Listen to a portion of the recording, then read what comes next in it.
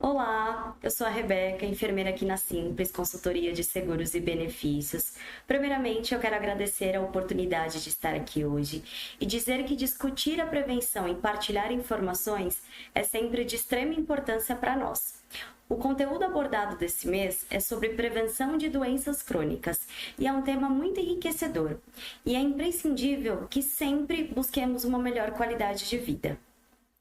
E um pouco sobre mim, eu sou graduada em enfermagem desde 2014, eu tenho algumas especializações e hoje eu atuo na atenção primária à saúde e meu grande desafio é sempre capacitação e desenvolvimento continuado.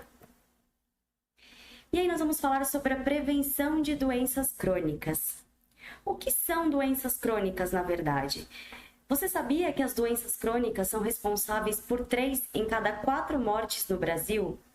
Como existem diferentes tipos de doenças crônicas, não há um padrão de causas que levam ao seu aparecimento.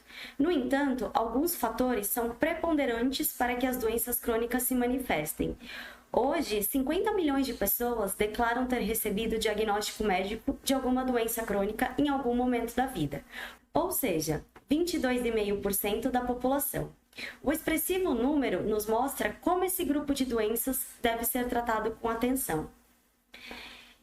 As doenças crônicas, elas se caracterizam por sua evolução gradual e a duração bastante longa, e ela pode se estender aí por toda a vida. Em geral, essas doenças têm um grupo de caráter silencioso e muitas vezes elas vêm decorrente de não aparecimento de sintomas. E o que pode causar a doença crônica? Algumas comorbidades. Quando uma pessoa tem mais de uma doença, a coexistência entre elas pode gerar complicações e levar a essas doenças. Obesidade. As pessoas com sobrepeso têm maior predisposição a desenvolver certas doenças caracterizadas como crônicas. Hereditariedade e doenças genéticas são aquelas doenças decorrentes de alterações do DNA que ajudam a criar ambiente favorável a essas doenças. E também as doenças congênitas. Uma doença que existe desde o nascimento também pode ser um fator para a contribuição desse surgimento. E quais são os 5 grupos de doenças hoje? As principais doenças crônicas são as doenças do aparelho cardiovascular, respiratórias crônicas, câncer, diabetes e condições mentais e neurológicas. Essas doenças, elas têm em comum um conjunto de fatores de riscos modificáveis. E quais são essas modificações que devemos fazer? Ter uma alimentação adequada, dizer não ao tabagismo, ter uma diminuição ou não utilizar bebidas alcoólicas, melhorar o sedentarismo e viver longe de agentes poluentes do ar. Hoje, 55,4% dos adultos têm excesso de peso. 44,8% não alcançaram um nível suficiente de prática de atividade física. 24,5% da população brasileira tem diagnóstico de hipertensão. 20,3% são obesos. 9,8% dos adultos são fumantes e 7,4% de diagnóstico tem diabetes. Então, atenção! E aí, quais são as doenças crônicas mais comuns hoje? Nós trabalhamos com 2 tipos, sendo as doenças crônicas transmissíveis, que são causadas por organismos invasores, como vírus e parasitas, e as doenças crônicas não transmissíveis. Nós podemos destacar algumas delas como as mais comuns e também as mais perigosas. Vamos conhecer as 10 principais? A primeira delas é o colesterol alto. Esse fator é muito prejudicial à saúde, pode levar ao infarto e ainda aumenta o risco para o surgimento de doenças cardiovasculares. Segundo o último levantamento do IBGE, pelo menos 12,5% dos brasileiros, ou seja, quase 19 milhões de pessoas no país, já foram diagnosticadas com colesterol alto. O nível de colesterol ele está diretamente ligado ao consumo de alimentos gordurosos. Quando dizemos que uma pessoa possui colesterol alto, significa que a soma dos 3 tipos de colesterol estão acima da média indicadas pelos profissionais de saúde. E aí nós temos os 3 tipos. O HDL, esse é o tipo de colesterol conhecido como colesterol bom.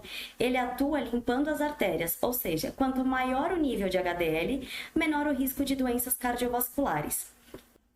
O segundo tipo é o LDL, que é um dos responsáveis por problemas mais sérios do organismo. Em excesso, ele se aloja na parede das artérias, formando placas de gordura, o que causa uma série de doenças, como a aterosclerose, por exemplo, que é o acúmulo de gordura nas artérias.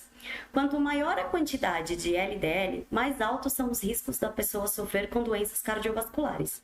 Isso porque, com LDL em níveis altos, a passagem do sangue fica mais difícil, podendo levar a pessoa a sofrer um ataque cardíaco. E o último tipo é o VLDL. Podemos definir o VLDL como um colesterol mais próximo ao LDL, também considerado como colesterol ruim. O VLDL transporta glicerídeos como tipo de gordura na corrente sanguínea. Existe uma série de dicas de hábitos regulares que pode incorporar na sua rotina. Para aumentar o HDL, o colesterol bom, é indicado realizar uma dieta visando o emagrecimento e uma rotina de alimentação pobre em gorduras e carboidratos. Além disso, o recomendável é adotar exercícios físicos regularmente e outros hábitos de vida saudáveis, como parar de fumar e evitar uma rotina estressante. Já o colesterol ruim, o LDL, a dieta deve ser pobre em açúcares e gordura, além de atividades físicas por pelo menos 3 vezes na semana. Basicamente, a pessoa deve optar por uma alimentação que priorize frutas, legumes, carnes magras. Em algum caso, o médico ele também pode indicar o uso de medicamentos para o auxílio aí dessa prevenção e controle. A outra doença que a gente vai falar é a DPOC, que é a doença pulmonar obstrutiva crônica, que ela é causada pelo aumento da falta de ar e sendo irreversível aos alvéolos. Ela é também chamada de enfisema ou bronquite crônica. Ela é uma doença que causa dificuldades respiratórias, causando inflamação nos brônquios. E aí nós temos alguns fatores de risco, que são eles: inalação constante de alguns tipos de gases, fumaças de lenha, produtos tóxicos e principalmente o tabagismo. E os sinais e sintomas mais comuns dessas doenças são caracterizados por falta de ar, respiração rápida e ofegante, sensação de ruído ou chiado no peito ao respirar, cansaço excessivo, tosse frequente com catarro em excesso, perda de peso e inchaço nos pés e nas pernas e nos cotovelos. Então, atente a esses sintomas. Faça seus exames regularmente, são uma das formas de você também evitar a DPOC. Pratique exercícios físicos, beba bastante água, mantenha os ambientes limpos, evite hábitos tabagistas e se cuide. A terceira doença aí é muito comum, que é a hipertensão, também conhecida como a pressão alta, que é quando a pressão do sangue, ou seja, a força do sangue, flui pelos vasos sanguíneos, aumentando persistentemente a pressão. É uma doença que contrai os vasos sanguíneos e assim o seu coração ele vai se esforçar mais. 31,3 milhões de pessoas afirmaram ter sido diagnosticadas com essa doença. E os fatores de risco para hipertensão? É fumo, que é o tabagismo, consumo de bebidas alcoólicas, obesidade, estresse, níveis de colesterol elevados, falta de atividade física. E os primeiros sintomas apresentados são dores no peito, dor de cabeça, tonturas, zumbido no ouvido, fraqueza, visão embaçada, sangramento nasal. E atenção, às vezes a sua pressão arterial pode estar alta, mesmo que você não apresente nenhum desses sintomas. E como que eu faço a prevenção para que eu não venha a ser um paciente portador de hipertensão arterial sistêmica? Praticando atividade física regularmente, mantendo meu peso adequado, não fazer uso de fumos e tabacos, não abusar do sal, hidratar-se, controlar o estresse emocional e psicológico, evitar alimentos gordurosos, moderar o consumo de álcool, controlar o diabetes, se presente, enfim. E aí a gente parte para uma outra doença, que é a osteoporose, que é uma doença muito comum durante o envelhecimento, responsável por causar o enfraquecimento dos ossos por meio da redução da quantidade de cálcio, o que pode causar lesões frequentes. Na imagem a gente observa a característica de um osso normal e um osso com osteoporose. já com risco de fratura. Os fatores de risco são pessoas brancas e asiáticas, mulheres do gênero feminino, idosos, casos histórico familiar, baixa estatura, níveis hormonais baixos ou sem reposição hormonal, fatores dietéticos como baixa ingestão principalmente de cálcio, uso de alguns esteroides ou anabolizantes, sedentarismo, consumo excessivo de álcool e o tabagismo. Os sinais e sintomas são perda de altura ao longo do peso, característico da idade, manter uma postura curvada, dores frequentes nas costas ou ter vértebras fraturadas, ter fraturas ósseas recorrentes ou muito mais do que o esperado, ou dores ósseas em várias partes do corpo. E aí, como que eu previno a osteoporose? Obviamente que aumentando a ingestão de cálcio, evitando fumar, eu tenho que aumentar também os meus níveis de vitamina D, fazendo com que minha exposição solar seja presente no horário determinado, evitando quedas através de apoios ou calçados adequados, praticando atividade física e tomar medicações conforme regulamentação e prescrição médica. E aí nós vamos falar sobre o mal de Parkinson, que é uma doença crônica que afeta o sistema nervoso central do nosso corpo, causando tremores constantes. Ela é causada também pela diminuição do neurotransmissor chamado de dopamina. Ela é uma doença degenerativa, podendo levar a pessoa a perder o controle dos músculos e o próprio equilíbrio de forma progressiva, caso não seja devidamente controlada com medicamentos. Quais são os fatores de riscos? Danos às células nervosas do cérebro e fatores genéticos, principalmente em casos precoces antes dos 50 anos de idade. E os primeiros sinais e sintomas que eu observo dessa doença são distúrbios de sono, diminuição do meu olfato, alteração do ritmo intestinal, instabilidade postural, rigidez nas articulações e lentidão dos movimentos e o característico tremor nas extremidades. Como prevenir o mal de Parkinson? O Parkinson hoje ele não tem cura, mas é possível obter mais qualidade de vida com o tratamento. Isso quem vai recomendar é o seu médico. E aí a outra patologia é a doença de Alzheimer, que é uma doença genética e também é a causa mais comum da demência. É a forma que acomete as pessoas idosas e ocorrendo sempre de forma progressiva. Ela destrói memórias e prejudica outras funções cerebrais. Ela interfere no comportamento das pessoas, privando-a de conseguir realizar atividades simples no dia a dia, comprometendo bruscamente sua forma de pensamento e discernimento. E os fatores de risco são ser portador de idade acima de 65 anos, alterações de sono, ter históricos familiar, ter realizado ou sofrido algum traumatismo craniano, ser portador de hipertensão arterial, adquirir o tabagismo. E os seus sinais e sintomas mais comuns, obviamente, que é o prejuízo da memória, isolamento social e dificuldade de comunicação, dificuldades de planejamento, confusão espacial e temporal, perda de objetos, dificuldades de concentração, algumas alterações de humor, geralmente a pessoa ela fica mais irritada, e dificuldade em realizar tarefas cotidianas. Como se prevenir da doença de Alzheimer ao longo da vida? Ter mais interações sociais, alimentação balanceada, reduzir o estresse, ter uma melhor qualidade de sono, praticar regularmente atividades físicas e ter estimulação cognitiva. E agora nós vamos falar da asma. Asma são tubos que levam o ar para dentro dos pulmões. É a doença respiratória mais comum. Hoje, existem vários fatores que desencadeiam a asma no Brasil. O equivalente a 6,3 milhões de pessoas declararam sofrer dessa doença, segundo o IBGE. Quais são os fatores de risco da asma?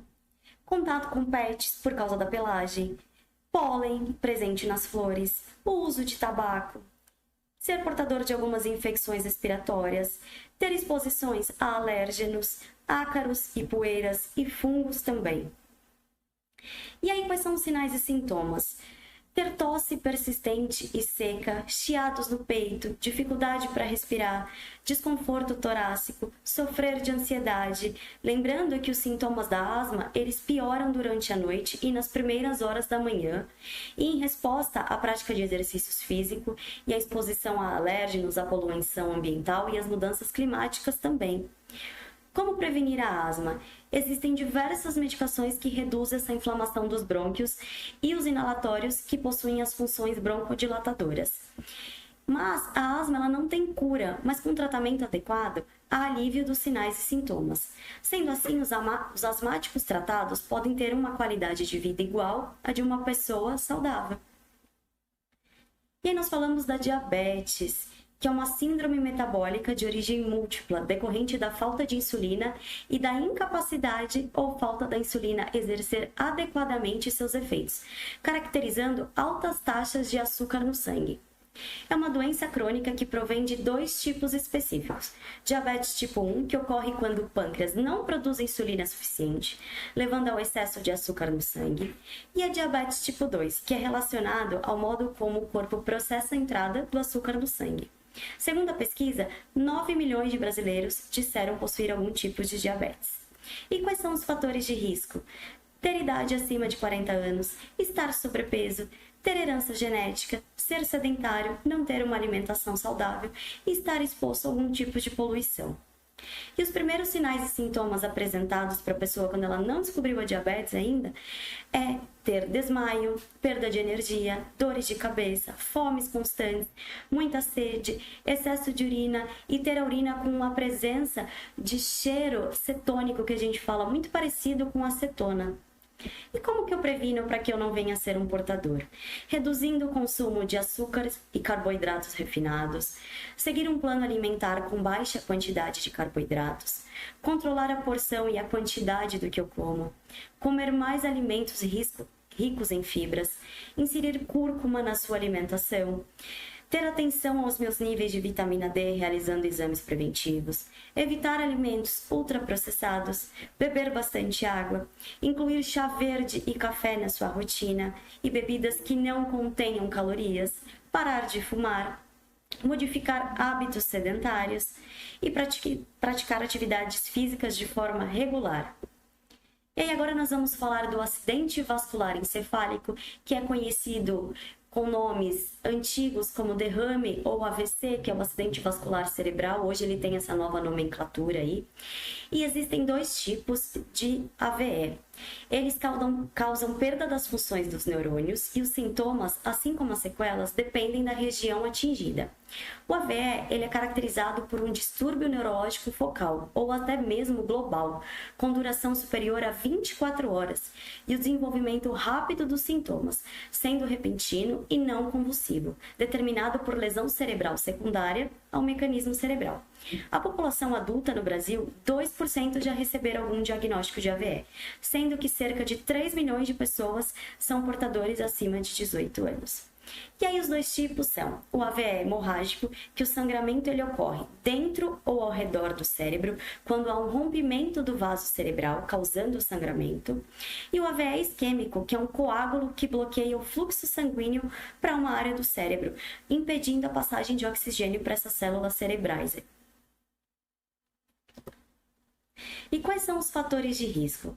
Claro, portadores de diabetes, de hipertensão, ter histórico de AVE prévio, ser cardíaco, alcoolista, ser obeso, sedentário, fumante, idoso. E os primeiros sinais e sintomas apresentados, a gente percebe logamente na face, que eu tenho ausência de rugas frontais, incapacidade de fechar um dos olhos, descida no canto da boca, que a gente fala com aquele desvio de rima labial, fraqueza de um lado do corpo, eu posso apresentar visão turva, desmaios, fala confusa e dores de cabeça constante. E como eu faço para prevenir o AVE? Exercitando-me regularmente, tratando meu colesterol alto, parando de fumar, alimentando-me bem, controlando a diabetes e controlando a pressão arterial. E aí a última doença mais falada e tão temida é o câncer, que é um conjunto de mais de 100 doenças que causa a produção desordenada de células, as quais elas invadem tecidos e órgãos, dividindo-se de forma extremamente rápida. O câncer ele pode surgir hoje em qualquer parte do corpo, entretanto, alguns órgãos são mais afetados que os outros, e cada órgão, por sua vez, pode ser acometido por diferentes tipos de tumores ou menos agressivos. Tais células, elas tendem a ser incontrolavelmente, o que leva a essa formação. E quando ela se espalha, ela é caracterizada como metástase. E quais são os fatores de riscos? Dieta inadequada, algumas infecções, mutações genéticas, obesidade e vida sedentária, exposição a algumas radiações ionizantes, exposição também a agentes químicos e luzes ultravioletas e a presença do tabagismo. E os primeiros sinais e sintomas observados são perda repentina de peso, dor e inchaço abdominal, apresentar urina escura, ter sede crônica, ter diarreias constante, náuseas e vômitos e ter indigestões.